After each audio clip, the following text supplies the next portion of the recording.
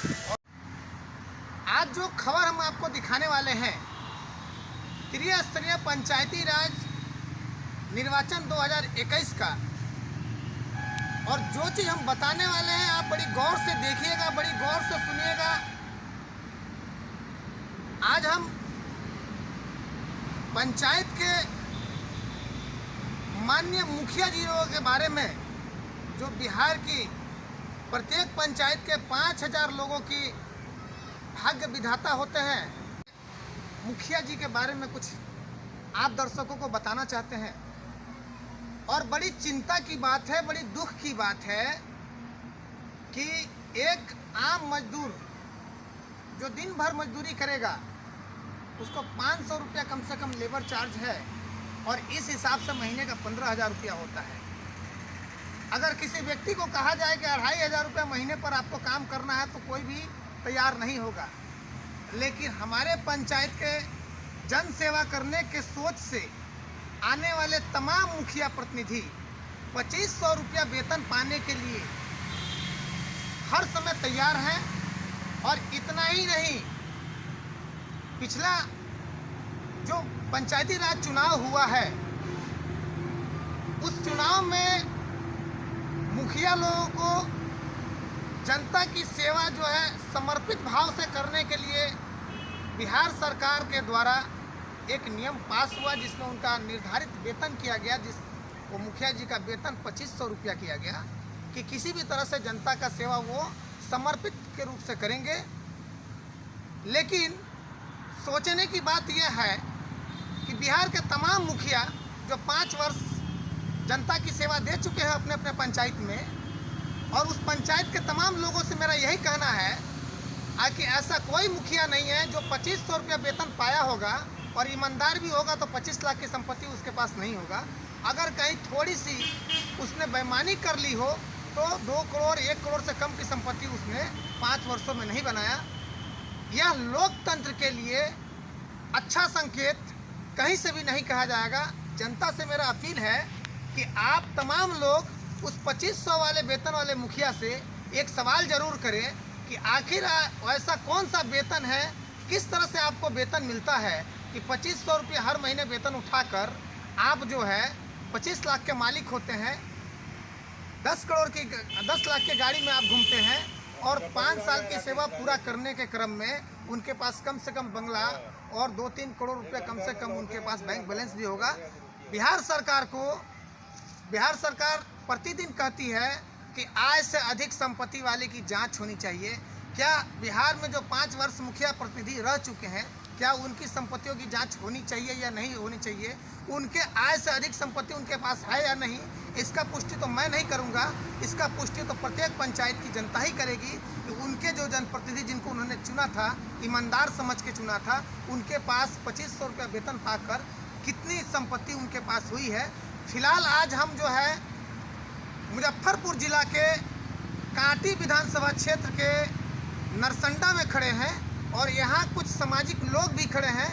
हम जानने का प्रयास करेंगे कि वर्तमान जो बिहार में मुखिया का चुनाव है और 2500 रुपया वेतन पाने के लिए तमाम जनप्रतिनिधि अपने स्तर से पूरी ताकत लगाए हुए हैं।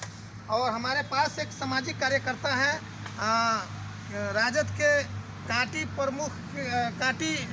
प्रखंड के जो है कि प्रखंड अध्यक्ष हैं माननीय सुरेंद्र जी। इनका विचार जानना चाहेंगे कि सुरेंद्र जी आप हमारे चैनल पर आए, इसके लिए हम आपको बहुत बहुत धन्यवाद देंगे। और हम ये जानना चाहेंगे कि ये कौन सा नियम है कि 2500 रुपया वेतन पाने वाले मुखिया 25 लाख का मालिक 5 वर्ष में हो जाता है, और 15,000 रुपया महीना कमाने वाली जनता 5 वर्षों में उसके पास 15,000 नहीं होता है। ये कैसे हो जाता है? देखिए, जो भी है यह सरकार के द्वारा किया जा रहा है। नीतीश सरकार का जो भ्रष्टा अफसर और प्रखंड स्तर पर जो भ्रष्टा है, मुखिया क्या करे? एक ईमानदार मुखिया का हो जाए तो उसका प्रखंड में चलेगा ही। जितना बढ़ा हुआ है वो देगा नहीं, काम नहीं होगा। इसलिए सारा पदाधिकारी नीतीश सरकार में भ्रष्ट है। इसका उदाहरण आपको हम देते हैं। नल जल योजना 90% पंचायत का फेल कर गया। जो बाकी योजना था वह पीएचडी विभाग किया। इसमें भारत सरकार का रिपोर्ट गया है 90% वह चालू हालत में है, 10% फेलियर है। यह प्रत्यक्ष रूप से सरकार के सामने में है और उस रिपोर्ट को भारत सरकार के पास भेजा गया। यानी आपके कहने के अनुसार बिहार के मुखिया नीतीश कुमार जी इस भ्रष्टाचार में शामिल है? बिल्कुल शामिल है। और यानी ऐसा कहा जा सकता है कि जो पंचायती राज विकास के लिए धन आता है, अगर 5 वर्षों में एक मुखिया के पास 25 लाख की संपत्ति है तो 50 लाख रुपया होगा, 25 लाख रुपया सरकार को उसने दिया होगा किसी भी स्तर पर। उनके पास निगरानी विभाग है, किसी भी निगरानी से कोई जांच नहीं हुआ मुखिया का, किसी पंचायत का जांच नहीं हुआ। इससे क्या लगता है? जांच होनी चाहिए या नहीं होनी? बिल्कुल जांच होनी चाहिए। आज तक जांच नहीं हुआ, जिसका मतलब है कि सरकार की संलिप्तता है। परिचय दिया जाए। सुरेंद्र प्रखंड अध्यक्ष काटी राजद। जी, बताया जाए कि 2500 रुपया वेतन कमाने वाले ग्राम पंचायत के मुखिया 5 वर्षों में 25 लाख ईमानदार है तो और थोड़ा सा बेईमान है तो 1 करोड़ की संपत्ति का मालिक कैसे बनते हैं? ये तो स्वाभाविक चीज़ है कि जो पूर्व प्रमुख मंगल जी इस पर क्या विचार देते हैं? जी, बताया जाए कि 2500 रुपया कमाने वाले मुखिया का 25 लाख की संपत्ति 5 साल में कैसे हो जाती है? देखिए, जो त्रिस्तरीय पंचायती राज चुनाव है, यह राष्ट्रपिता महात्मा गांधी का सपना था कि लोकसभा से लेकर ग्राम सभा तक जो देश के विकास की नींव है, वह देश के विकास की नींव में पहला प्राथमिकता ग्राम पंचायत को दिया गया, ताकि समाज में जो हमारे विकास से कोसों वंचित लोगों ने जो रहा है, जो समाज के लोगों ने, ताकि वो गरीब जो इंदिरावास, चापाकल, शिक्षा, स्वास्थ्य, सड़क, नाला, गली नली में बिजली जो होना था, वह यह पंचायती राज व्यवस्था के अंतर्गत इसलिए चुनाव किया गया। यह कानून बनाया गया त्रिस्तरीय पंचायत चुनाव के कि वार्ड सदस्य से लेकर के पंचायत समिति और जिला परिषद के माध्यम से जो हमारे विधानसभा क्षेत्र, प्रखंड और पंचायत स्तर पर है, वहाँ पर छोटी छोटी जो काम है, योजनाएं हैं, वह मुखिया के द्वारा, समिति, वार्ड के द्वारा किया जाना है।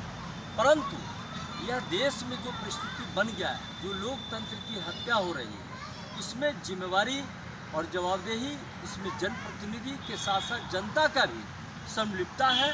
जो जनता भी चुनाव के समय बहुरूपिया के जैसा अपना रंग बदल करके और जबरन जो मुखिया के प्रत्याशी होते हैं, उस समय उसके आचार विचार, जो हमारा मुखिया किस तरह होना चाहिए हमारे ग्राम पंचायत के, उसका व्यवहार, उसका जो विचार है, उसका कैरेक्टर है, उसका चरित्र है, वह कैसा होना चाहिए, वह लोग भूल जा रहा है। इसकी जवाबदेही सिर्फ प्रतिनिधि नहीं है, जनता भी है, ताकि जनता जान रही है कि ये दारू माफिया है, यह ब्रोकर है, यह गलत अपराधी करने वाला लोग है। फिर भी हमारे इस लोकतंत्र में जो हमारा जो मुखिया, जो जिस पंचायत के मुखिया चुनना है, प्रधान चुनना है, वह जानकर के भी गलत लोगों को चयन करता है। क्यों? वह पैसा लेकर के। तो इसमें प्रतिनिधि के साथ साथ पदाधिकारी के साथ साथ इस लोकतंत्र में यह कैसा राष्ट्र का निर्माण करना है, जो हमारा विकास, जो देश में जो हमारा विकास से वंचित समाज है, जो गरीब है। जनता को इस पंचायती चुनाव में क्या संदेश देना चाहेंगे आप?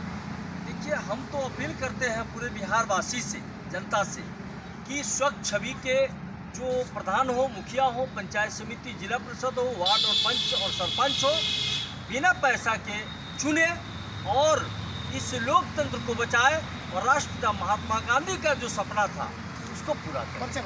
मंगल यादव, काटी प्रमुख, मुजफ्फरपुर, राष्ट्रीय जनता दल के किसान प्रकोष्ठ के प्रधान महासचिव, मुजफ्फरपुर। बहुत अच्छा मंगल यादव जी ने संदेश दिया जनता को कि राष्ट्र को बचाना आपके हाथ में है और जो सही जनप्रतिनिधि हो उनका चुनाव किया जाए और बिना पैसा लिए चुनाव किया जाए। अब हमारे सामने एक बहुत बड़े सामाजिक कार्यकर्ता हैं, वो भी काटी ही प्रखंड क्षेत्र के हैं।